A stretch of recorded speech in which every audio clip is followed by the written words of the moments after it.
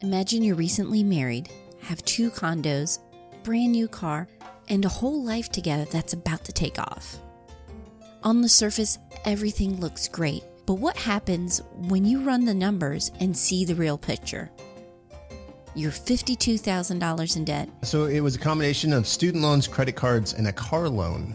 And so, my wife and I got married. We decided to combine our finances. And that's when we kind of put everything down on paper and realized, holy cow, we got all of this debt. And this is non-mortgage debt. So, on top of mortgage payments that we had at the time, it was a big deal because I want to say it was around $1,000 a month in outgoing debt payments. And a recession just hit.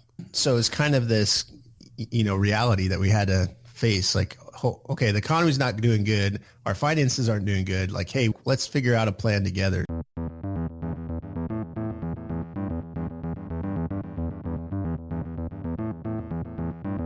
Welcome to the Couple Money Podcast, the show where we share stories and advice on building up your marriage and wealth together.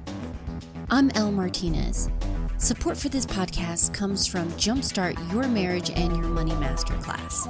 This course is designed to help you two get on the same page with money, dump your debt faster, and get you on the path to financial freedom.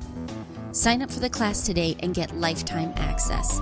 Just head over to couplemoney.com/jumpstart. Let me ask you a few things. Where are you guys now, financially speaking? And where do you want to be in 5 years? Does it seem like there's a huge gap between today and in the future? I logged into our personal capital account to get a snapshot of what's been going on in the last 5 years. And something that surprised me was how far we came with investing. 5 years ago, we had a lot more debt. So of course, our focus then was knocking that out. But once that was done, we directed some of that money towards the 401k and the IRAs. And now our investments have grown by a little over $100,000, which sounds ridiculous even saying that, but there it is. Well, tucked away where we don't access it. But the point is, if you would have asked me like 5 years ago, this is where we would be at, I'd say no way. I would have been hopeful, but in the back of my mind, I would have thought that's just too big. But when you break down your goals into chunks and you work out a system together, which for us included automating, you can see results over time. Like possibly retiring early. That's what Deacon Hayes, who you heard in the teaser, discovered. He's on today and we're getting into how he and his wife Kim have made this transition. In this episode, we're going to talk about how they managed to pay off $52,000 of debt in 18 months, the system they use to keep one another in the loop with money, and then the planning and following through that's leading them towards financial independence. One thing that tipped Deacon and Kim to start moving along is that they saw and knew what path they could go down if they made no changes. I think we both just came from bad backgrounds, from a family standpoint of, our families didn't handle money well. And so we knew that if we were to continue doing the things that we were doing, that we're going to have similar results. We're like, well, we don't want those results. We want to have results where we, kind of are able to start a family and buy a house and, go on nice vacations and be able to, save for retirement and potentially retire even early, And so we knew that if we were in this debt, that those things weren't possible. So it really was kind of, we had that common goal of, okay, let's sit down and figure out what's important to us and then work towards, that goal together. Wanting to go a different direction with their family finances, Deacon and Kim started looking for inspiration and ideas, books and sites to help them get out of debt. Definitely Dave Ramsey went through his financial peace course, but also in the meantime was reading some other authors like John Bogle on investing and Ron Blue, who's another guy, and Larry Burkett, Howard Dayton. Like I read a bunch of stuff, but Dave Ramsey definitely was probably one of the most practical influences on us.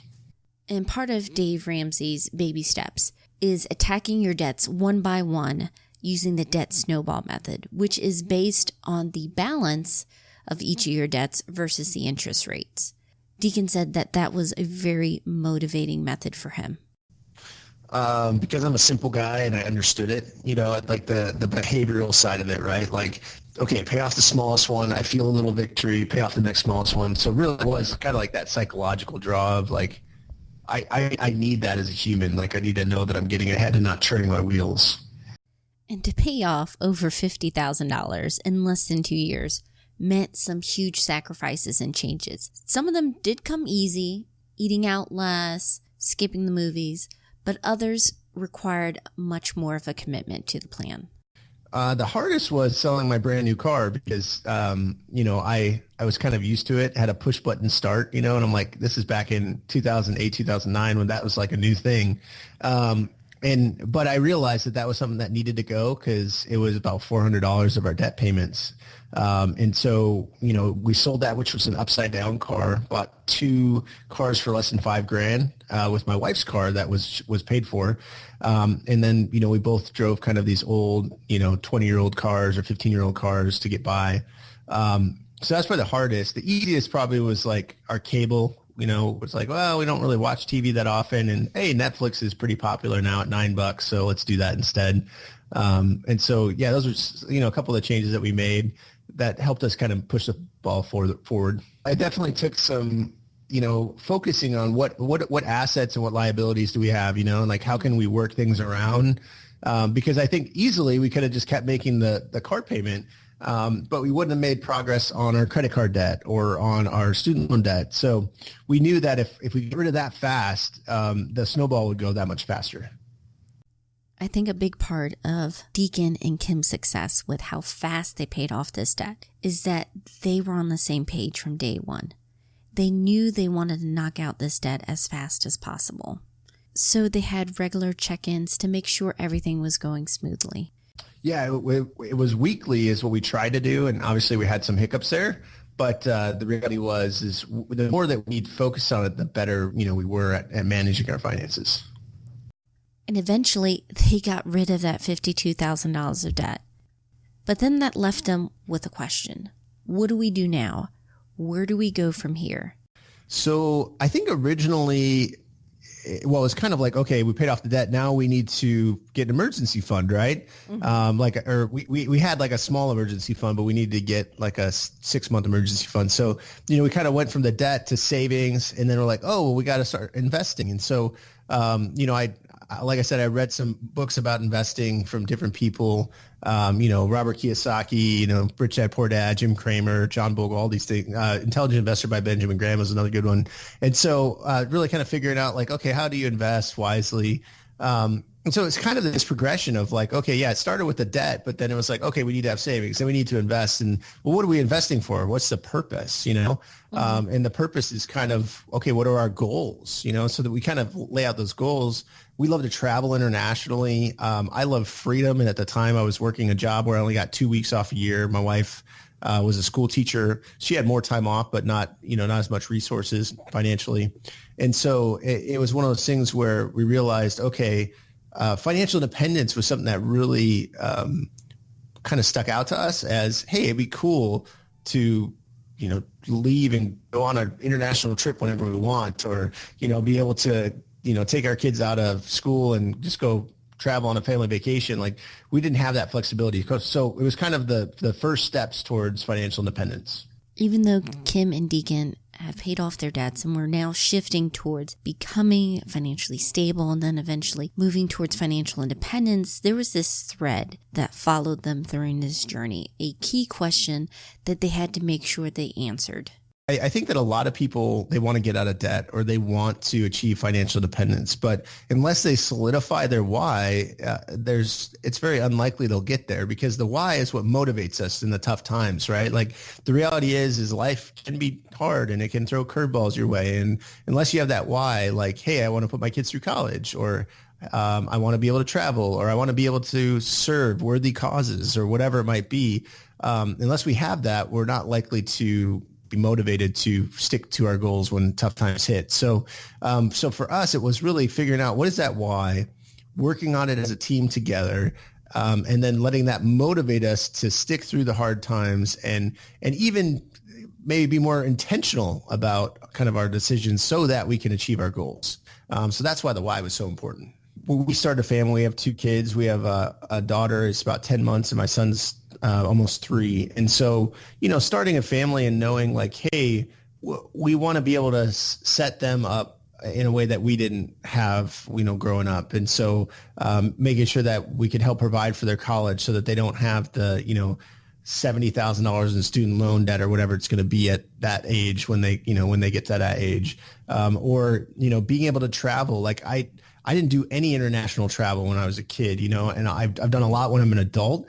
But to be able to let my kids experience that and see other cultures and other, parts of the world and maybe feel, like kind of how blessed we are in America, compared to how some other people have it and maybe not take for granted a lot of the stuff that we have over here and maybe even find ways to help others in need out there. So like really those are types of things that are a little bit deeper than money, but it's more like, hey, how can we develop this culture in our family that's beyond ourselves and use kind of our financial resources to make that a reality.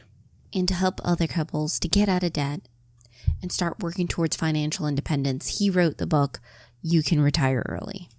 Yeah, I wanted it to really be something where people can create a personalized plan, right? Like what my wife and I do might not work for somebody else, right? Or what Pete from Mr. Money Mustache does and his wife, what they do might not work for other people. So really just kind of lay out like here are a few different paths, talk about real estate, stock market and business.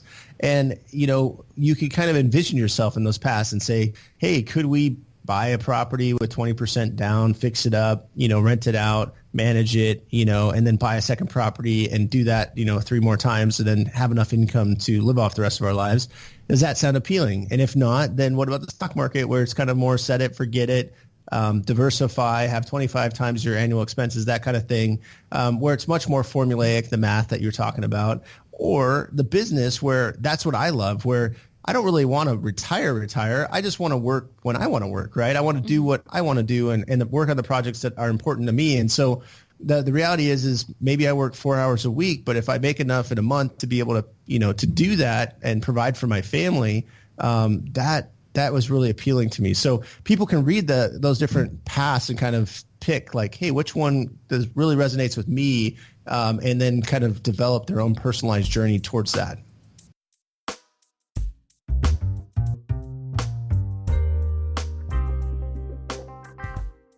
Special thanks to Deacon for being a part of today's episode.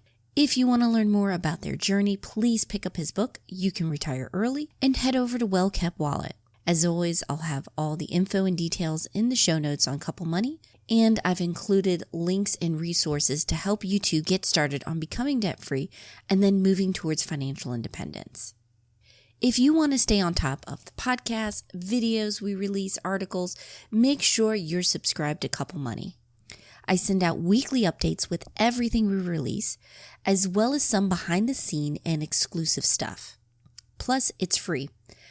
Just go to couplemoney.com/join. Our theme song was written and performed by Gentle Regime. Additional music by Lee Rosevier and Music for Makers. Finally, and most importantly, thank you so much for your support. I really appreciate the reviews you guys are leaving and that you're sharing it with your friends. I think this is a great way and a fun way to get the conversation started, not just about money, but what they want to do with their lives together and then have their finances follow that. I hope you have a great week. Take care.